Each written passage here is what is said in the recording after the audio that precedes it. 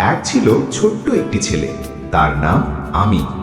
আমিন খুব ভালো ছেলে, কিন্তু তার একটি ছোট্ট সমস্যা ছিল, সে মাঝে মাঝে মিথ্যা বলতো।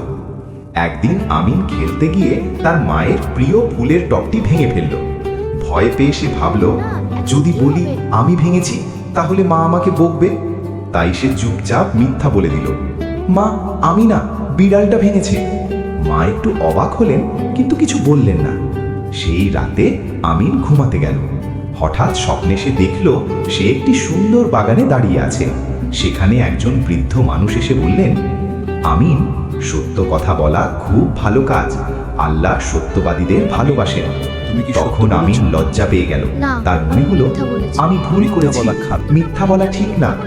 ঘুম ভাঙার পর আমিন দৌড়ে মায়ের কাছে গেল এবং বলল, মা আমি মিথ্যা বলেছি, ফুলের টবটা আমি ভেঙেছি, আমাকে ক্ষমা করে দিন।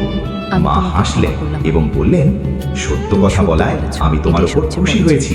মিথ্যা না বলে সত্য বলা খুব বড় গুণ।